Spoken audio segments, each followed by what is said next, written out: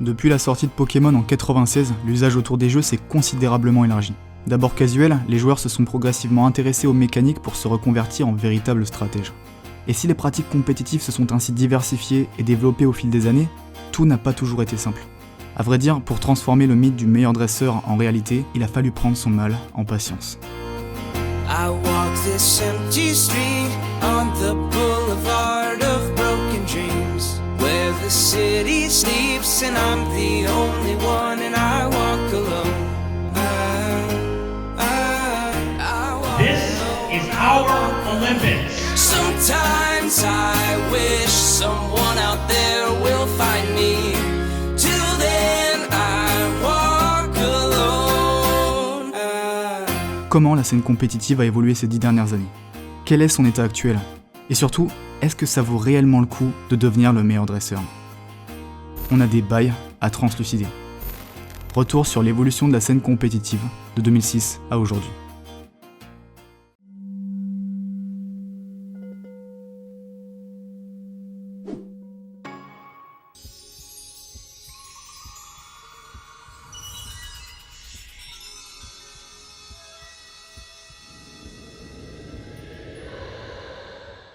L'arrivée des versions Diamant et Perle en 2006 au Japon et en 2007 dans le reste du monde marque un tournant dans l'histoire de Pokémon. Sur le plan technique, la 4ème génération voit la séparation des attaques en physique et spéciale. De fait, une attaque combat ne sera plus forcément physique et une attaque de type feu plus nécessairement spéciale. Mais surtout, les jeux enfoncent les portes de la connectivité. Les combats en ligne, qui passent par la CWF, l'abréviation de connexion Wi-Fi, permettent d'affronter des joueurs du monde entier depuis sa console. Ah, 来た。聞こえる？お姉ちゃんに聞こえるよ。探してたポケモン捕まえたんだけどさ、交換する？何がいいかな。じゃあピカチュウと交換。Tout de suite, on pourrait croire qu'avec une telle avancée, les joueurs se détourneraient des simulateurs en ligne pour se concentrer sur les jeux. Sauf que non. Les habitudes sont bien ancrées, et comme dit dans la vidéo précédente, les simulateurs offrent un gain de temps et une façon d'appréhender les combats qui manquent aux jeux console.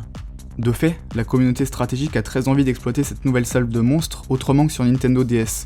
Il faut dire aussi qu'à chaque nouvelle génération, le metagame évolue, de nouveaux rapports de force s'installent, et qu'il y a par conséquent beaucoup à découvrir en ligne, au fil de tentatives et de stratégies explorées de bout en bout. Le problème en 2007, c'est que la 4ème génération n'est pas supportée par NetBattle. La raison, le logiciel est en source fermée, ce qui conduit à un certain nombre de difficultés, comme le fait que seuls les auteurs du programme ont la possibilité de mettre à jour NetBattle, que sans un travail constant de leur part, pas de nouveaux Pokémon. En juillet 2007, 2 membres de la communauté stratégique proposent alors un simulateur de combat au concept révolutionnaire pour l'époque, Shoddy Battle, qui est un programme open source. Il supporte la 4ème génération et son code permet aux utilisateurs d'apporter leurs améliorations et d'implanter de nouvelles attaques calquées sur les derniers changements du metagame. La nature de Shoddy Battle permet aussi d'intégrer le soft à des programmes tiers, comme les MMORPG fan-made de l'époque, dont Pokénet, pour ne citer que lui. En 2008, Smogon s'affilie à Shoddy Battle et en fait son simulateur de combat principal, hébergeant par la même occasion les serveurs du soft, qui devient immédiatement le simulateur de combat le plus populaire et sonne le glas définitif de NetBattle. Et c'est vraiment son adaptabilité qui fait la force de Shoddy Battle. Quand Pokémon Platine sort le 13 septembre 2008 au Japon, il ne faut que 6 jours au serveur pour afficher toutes les nouveautés apportées par la version complémentaire, ce qui relance la popularité du programme. En 2010, Shoddy Battle est au plus haut et recense environ 700 000 combats par mois. En comparaison, la CWF reçoit 1 500 000 connexions par semaine, contre presque 6 millions par mois.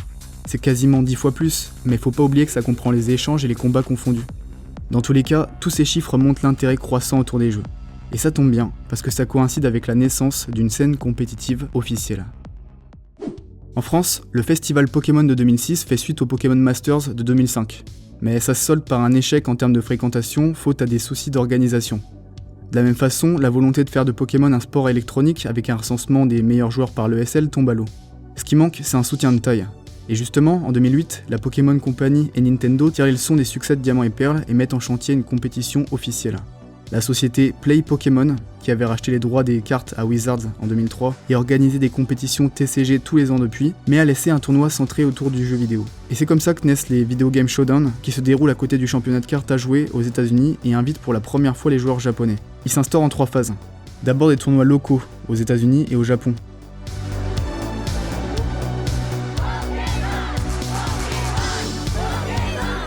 This is my son Nicholas. He's 8 years old, and he's the one who got me into Pokemon. So we just started playing together and training our teams, and then we found out there was a tournament, and we decided to come down and try it out. And if we both win, we'll be the father-son team.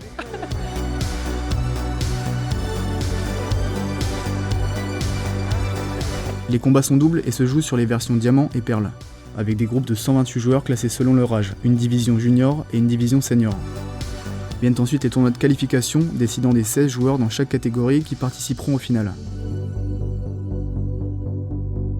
En tout, ce sont 32 Japonais et 32 Américains qui se rendent au championnat d'Orlando au mois d'août. Welcome everyone to the 2008 Pokemon TCG World Championship and Video Game Showdown! Right now, in this room today, are 421 competitors from 25 countries.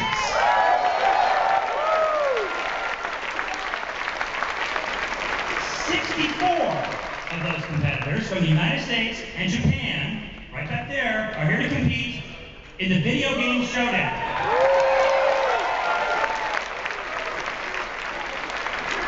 Showdown and Worlds, side by side, together under one banner.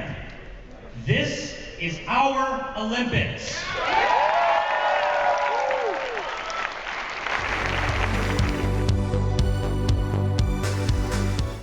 Nate Sylvain remporte la victoire et devient champion du monde dans la catégorie junior. Pour venir à bout de ses adversaires, Sylvain utilise Tempête de Sable la plupart du temps avec des Pokémon comme Karchakroak, Hippodocus ou Groudon. Izuru Yoshimura gagne quant à lui les seniors. Les deux joueurs sont les premiers à remporter une compétition internationale depuis 2000 et c'est la première fois que le Japon se mêle au tournoi d'un autre pays. Quant au premier prix, c'est un voyage de 6 jours, laissant au vainqueur le choix entre Honolulu, New York et Tokyo.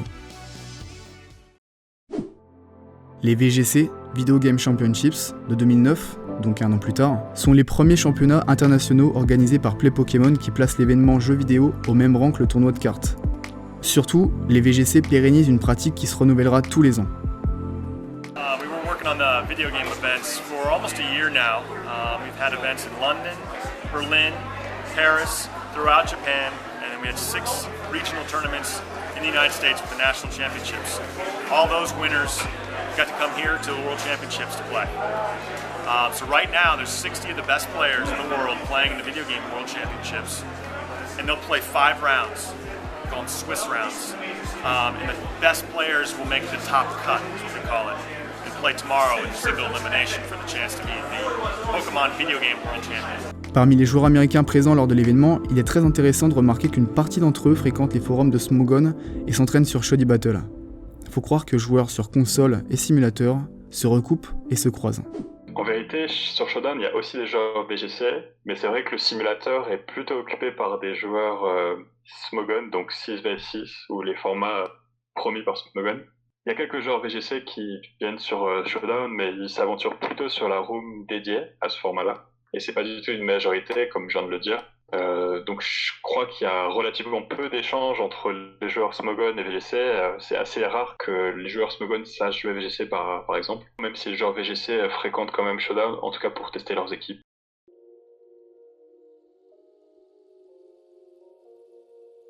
Aux environs de la sortie de Pokémon Noir et Blanc en 2011, la communauté stratégique est plus divisée que jamais sur internet.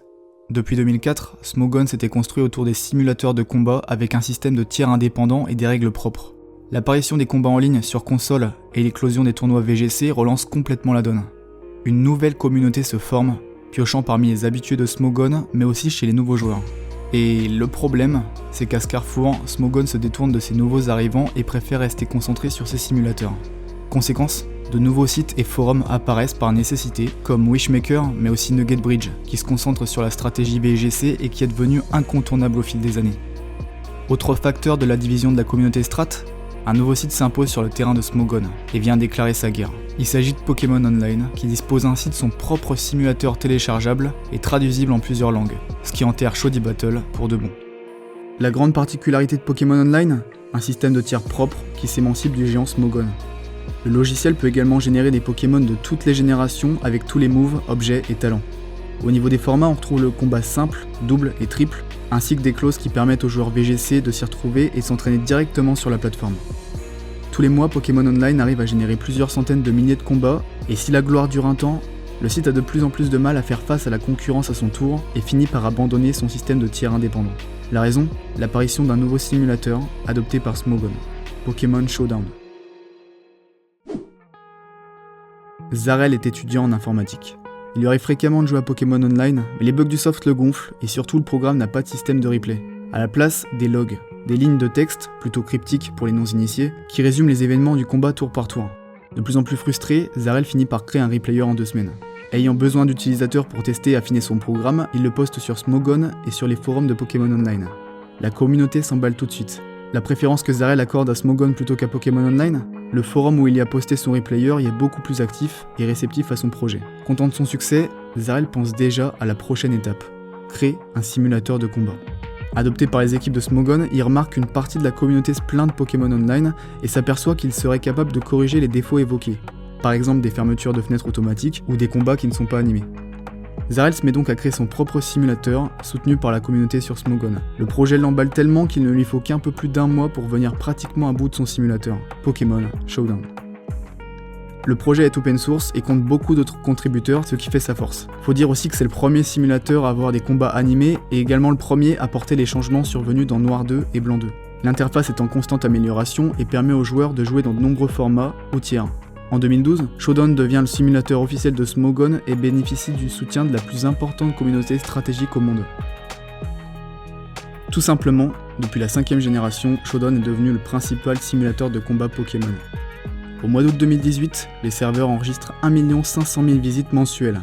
Quant à Smogon, le forum recense aujourd'hui environ 300 000 membres, et si plusieurs dizaines de joueurs ont marqué les tiers et les générations, le site n'a jamais eu de numéro 1 absolu et incontesté, mais plutôt des poignées de joueurs qui se distinguaient du lot par leurs très bonnes performances successives au point d'être considérés comme les hommes à battre pendant des mois ou des années. Parmi eux, on retrouve Earthworm, Blue ou encore Mac Megan et Ojama, qui sont d'ailleurs 2 joueurs français. BKC, quant à lui, est aujourd'hui celui qui a gagné le plus de tournois officiels sur le site, tandis que Ciel est le joueur à avoir gagné le plus de trophées individuels. Aujourd'hui, Pokémon est perçu différemment selon le continent. Les chiffres sont sans appel. Parmi les 1 500 000 visiteurs uniques qu'on dénombre sur Showdown en un mois, l'Amérique du Nord représente 40% du trafic. L'Europe, quant à elle, pèse 20%, contre à peine 1% pour le Japon. D'un côté, c'est compréhensible. Le Japon a sans interruption profité d'une scène compétitive depuis 1997 avec les Nintendo Cup, les Pokémon Festa, avant de se positionner sur les VGC. Les joueurs sont donc plus axés console et c'est peut-être aussi une histoire de culture. La room japonaise de Showdown est très peu fréquentée, c'est à peu près 40 utilisateurs quand il y a beaucoup de gens. Donc on voit qu'il y a vraiment un désintérêt par rapport au simulateur de la part des joueurs japonais comparé aux joueurs occidentaux. Côté VGC, les mécaniques de jeu ont continué de se développer avec l'arrivée de la 6e et de la 7e génération qui ont respectivement apporté d'importants changements dans la façon de jouer comme les méga évolutions et les attaques Z. Si les finales des VGC se déroulent toujours aux États-Unis, les éditions récentes accueillent maintenant des joueurs du monde entier, dont la France. Over 30 countries from around the globe have come together supplying some of the most talented Pokémon players in the world. And we are all here in Nashville, Tennessee to compete in the 2018 World Championships. Which of you has what it takes to become the next world champion? Médiatiquement, l'événement est plutôt bien relayé et il faut noter que contrairement au premier tournoi, 500 000 $ ont été versés en récompense aux joueurs lors des dernières éditions, dont 10 000 $ pour le champion. Alors forcément, on peut dire que le jeu semble être progressivement sorti de son marché de niche pour emprunter le chemin réservé à l'e-sport. Mais est-ce qu'on peut vraiment dire que c'en est un ? La pratique de l'e-sport en tant que telle remonte aux années 90, mais c'est véritablement pendant les années 2000 que le phénomène a explosé aux States. Les tournois se sont multipliés d'un coup. On est passé d'une dizaine de compétitions en 2000 à plus de 260, 10 ans plus tard. La discipline a parcouru un long chemin et continue de croître pour servir le marché vidéoludique, qui aujourd'hui est en plein essor. Faut dire aussi que la perception du jeu vidéo a énormément évolué en 20 ans. On est grossièrement passé d'un divertissement relégué aux plus jeunes à une discipline où l'on peut faire carrière. Concrètement, ça peut se traduire aussi par une explosion des cash prizes qui nous fait que monter d'année en année. Et Pokémon dans tout ça. La perception de la licence de Game Freak a elle aussi énormément changé ces dernières années. On est passé d'un média destiné principalement aux enfants pendant la Pokémania et assez peu pris au sérieux, à une discipline de niche sur le web, avant que le jeu ne soit remis en lumière et que s'organisent de vraies compétitions opposant des joueurs du monde entier. Mais l'aspect compétitif n'est pas encore assez marqué pour qualifier Pokémon d'e-sport. À l'heure actuelle, je pense que Pokémon n'est pas un e-sport. Déjà, le jeu n'a pas été créé dans le but de proposer du compétitif. c'est vraiment un jeu d'aventure ou un RPG. Et il n'y avait pas la volonté de la part de développeurs ou des créateurs du jeu de mettre en place un système de combat adapté à la pratique de la compétition. On voit ça par rapport au facteur chance qui est assez élevé dans le jeu et qui est un des gros arguments contre le fait que Pokémon soit adapté au VGC. C'est vrai qu'il y a aussi du hasard dans certains jeux qui sont compétitifs, mais là ça amène certes du spectacle, mais au détriment la plupart du temps de la justesse du résultat. Et ça biaise souvent les duels, les combats. Donc par rapport à ça, il y a un problème. L'autre gros problème, c'est que le fait que le jeu 6v6, qui est un peu la base de Pokémon, n'est pas reconnu par la Pokémon Company à l'heure actuelle, et il n'est pas du tout promu, il n'y a pas d'événement officiel ce mode de jeu-là, c'est Smogon qui s'en occupe, c'est que sur internet, sur un simulateur non officiel. Donc on est là dans une situation où le contenu du jeu officiel est fait sur des règles qui peuvent paraître pour des joueurs initiés relativement discutables. Et le VGC n'est pas un format parfait, loin de là, et même les joueurs VGC le reconnaîtront sûrement. Par rapport au format de jeu et à la gestion des tournois officiels, il y a aussi un souci, même par rapport à la promotion du compétitif. Là, on peut aussi noter le fait que pour avoir les meilleurs Pokémon possibles, il faut énormément passer de temps sur le jeu si on n'a pas recours à des outils externes. Donc faire des œufs, etc., trouver les bons IV, la bonne nature, ça prend énormément de temps. Donc pour multiplier les équipes et avoir des Pokémon aptes à être utilisés face à d'autres joueurs, c'est vraiment pas adapté en ce moment. À moins que Nintendo et Game Freak prennent conscience de ce problème et veuillent agir en conséquence, il y a très peu de chances qu'à l'avenir ça s'améliore. Il faudrait vraiment des changements incroyables et vraiment massifs au niveau de la licence pour que ça marche. Mais là, depuis quelques temps, on voit plutôt que Pokémon se casualise plutôt que se compétitivise, entre guillemets. Ces dernières années, avec l'explosion des réseaux sociaux et des plateformes de streaming, de nouveaux passeurs se sont fait les relais de la strat et ont répandu cette pratique à un public plus large. Que ce soit avec Cybertron en VGC ou Pokémon côté Smogon, les top players se mettent à attirer des milliers d'abonnés qui suivent leurs matchs et se divertissent en apprenant de leur côté. Leurs équivalents français sur YouTube, comme Haricot ou Fildrong, sont tout aussi connus et jouent le même rôle de passeurs de strat. Finalement, Pokémon n'a pas encore atteint le grand e-sport, c'est sûr. Mais ce qu'on peut dire, c'est que partout dans le monde, et quelles que soient les pratiques liées à chaque pays, la scène compétitive et la stratégie n'ont pas fini de croître. Et tout porte à croire que l'avenir sera aussi surprenant et mouvementé que l'ont été ces dernières années.